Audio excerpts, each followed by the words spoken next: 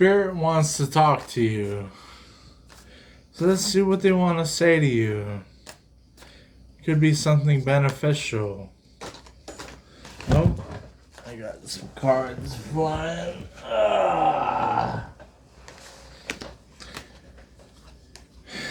So, let's see. Let's get a Yu-Gi-Oh card, why don't we? To, like, show some mana. Show some dark, what did they say, Shadow Realm? Let's see. Dark Magician. Alright. Dark Magician. So, you have rule over the psychic realms. Yeah.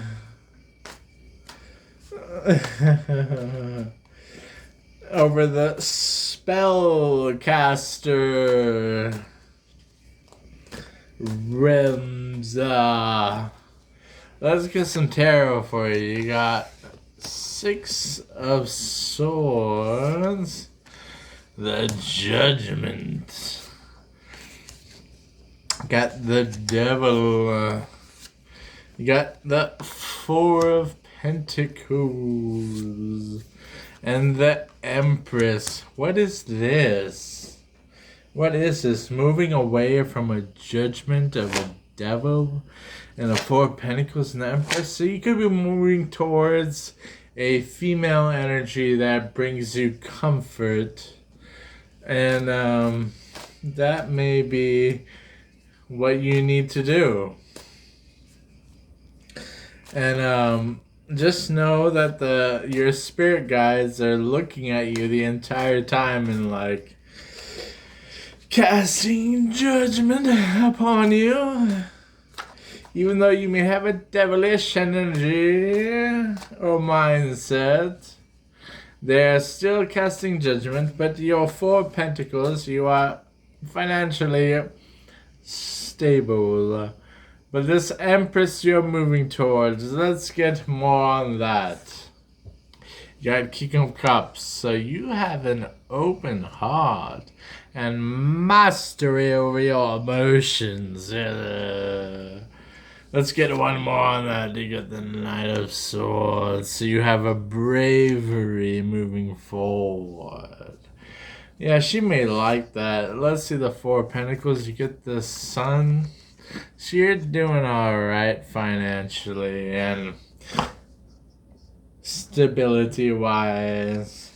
Let's get one more on that. You get that 9 of Swords. So you may experience a little bit of anxiety, but that's just anxiety you've accumulated over a long time or a short time. But you hold on to that anxiety as a reminder of what you've been going through, but you want to move towards that Empress energy, that's for sure. And on top of the Devil, you get the Ace of Pentacles. So, no matter what your mindset is, you're moving towards new opportunities, new money, new Pentacles. You get the Hermit. So you have a mindset that lies deep within you, but you have a money mindset, but you need to withdraw and go within. Alright, let's see what's more on this judgment. You get the Hangman. So, a perspective shift over judgment of what? This whole situation? Let's get one more on the Hangman. You get the 2 of Cups. Oh. So you have a deep connection with this Empress. And that's a good thing. And this perspective shift is probably necessary. Oh, I just dropped a card. And put it on top of the 6 of Swords, you get the 10 of Swords. So you're gradually moving away. We may be experiencing defeat. But don't let that stop you. Because you're moving forward towards this Empress energy. Moving forward towards a significant other. Alright. On top of this 10 of Swords, on top of the 6 of Swords, you get the 3 of Wands. So planning for your future. That's what you need to do. Plan for your future. Fuck all the bullshit. If you want this significant other, you gotta start planning for your future. That's for damn sure. Whatever is keeping you imbalanced or impure or imperfect, you gotta move past that in order to solidify a solid foundation with your Empress. You know. So 3 of Wands, you get on top of that, you get the World card. Let's see. So maybe at a standstill. But tell me more about this 2 of Cups, this deep connection. You get the 5 of Cups. So maybe experiencing loss or defeat of some sort of grief. But maybe it strengthens you, you know? And then you get the 6 of Cups on top of the Hermit, on top of the Ace of Pentacles, on top of the Devil. You get the 6 of Cups. So something that's long-standing within your nostalgic persona. Maybe since you were a kid, your authentic nature. And then you get that Page of Swords. So you have an intellect that is sharp and moves in the right direction towards the Empress. Which on top of that, you get the King of Cups and the Knight of Swords. So you have an open heart and a bravery towards this Empress. What else do you get? You get the 5 of Pentacles. So your overall energy may be that of hardship. That sucks. But maybe you're worth more than that. But you're just not quite getting to the point of actualization. Let's get some personal clarifiers that I have made while drinking coffee and being in tune with myself. This World card, you get your coffee is lukewarm. So what you've been cultivating, what you've been doing, all you've been working towards right now, it's alright, but it needs work. This 5 of Cups, you get bipolar, so you may need to work on your insanity mindset or the way you interact with anger. May need some grounding. The 6 of Cups, you get the plethora. So there may be an abundance as far as your childhood methods may be that of great superiority. If you use it correctly, your childhood upbringing is your strength. Then you get drop your restraints. So all that's been weighing on your shoulders, drop that shit. And 5 of Pentacles, you get cerebral. So this may be a mind game you play within your own energy. Let's draw some oracle cards. You get bet on yourself, take chances, reach your dreams. You've got this. And I would say that you do. Yeah, let's get another one. Stop giving your power away right now. Yeah. You hold the power. Don't give it to others. You're a badass. Then you get... Speak up and speak out. Let your voice be heard loud and clear. Nobody holds your trachea. Your esophagus is yours. Speak with it. And speak punctually.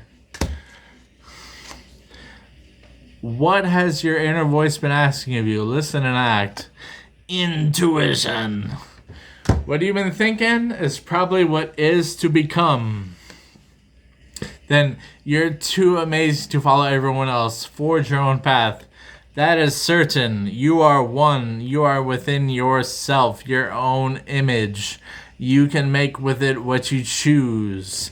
And I will leave it at that. Oh, actually, I have this 2013 Oracle. The year 2013, I graduated high school, but I also got diagnosed with schizoaffective disorder and got taken out, but I was also going to be voted most talented male of my high school, but I got taken out. But let's pick a random one. We got page 105. Let's read it. Got temple. I'm going to read this whole thing. We search for the sanctum within the four-sided temple of self. 4 is the magic number of completion. The sanctum represents the complete understanding of our spiritual purpose and a realization of our higher self. This is our search and our destiny. The heart of the world was a huge emerald with a serpent and an eagle engraved upon it. The stone was a symbol of the temple. The serpent and bird symbolized the feathered serpent. The feathered serpent, Quetzalcoatl, built 4 temples, each facing a different cardinal direction. The eastern temple was built entirely of turquoise. The southern temple was built of pink seashells. The western temple was built of white seashells. The northern temple was built of precious blue-green quetzal feathers. The 4 temples represented the quarters of the world. Each segment harmonized and aligned the seeker with cosmic forces. Each temple taught an aspect of the bearing of Venus to the sun. The temple taught how these celestial phenomena correlated to life on Earth. From these correlations came a system of divination and structure that formed harmonious cultures. Our age in the embodiment of all 4 previous suns, and as such, we have intervened time. But time as we know it will end with the coming of the next sun. Temple represents the impulse to seek a spiritual path. Jaguar guardians stand on the door hidden within invisible planes. Quail dart and whirl in the courtyard. A floppy-eared rabbit races by. A pursuing coyote soon follows. Quetzal birds preen themselves on the limb of a lush tree. A taper of precision with a precary saunter towards a... And I'll show you. That's what it is. Okay. Towards a flowering bush. 4 eagles soar on wind currents and give shrill cries. A sleek puma trapeze through the dense foliage and disappears out of sight. A dove coos and an owl hoots, a throaty woo. An elegant blue heron peeks open a shellfish in a lily-covered sacred pond. A silverfish jumps in the air and makes a splash. The temple breathes. It is a living entity. It teaches of the coming ages. Inside the feathered serpent's temple are masses of flowers, feathered hangings of mosaic of precious stones. Whatever temple Quetzalcoatl visits, the air is filled with a sweet perfume that delights the senses. All manners of singing birds keep him company. Temple points to our place of origin. Temple is a world within worlds.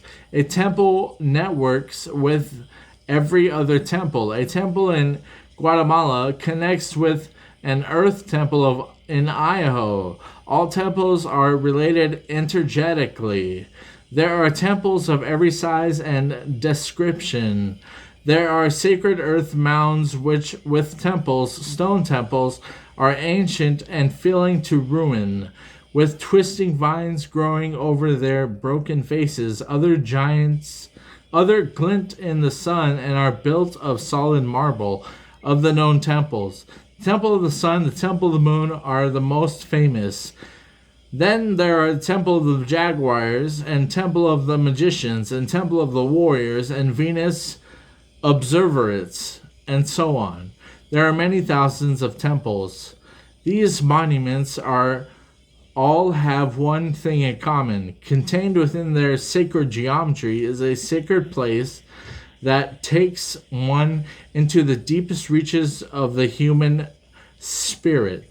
The hidden place is called the sanctum. Temples grace the ages. The temple path on the sanctum is so simple and clear that it can't be seen. Normal mind perceives many intricate paths and therefore no path. We say there is no sanctum.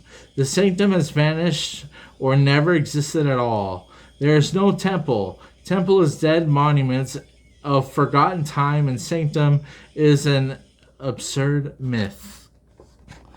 You know what? Let's see. This continues, but I'm gonna leave it right there.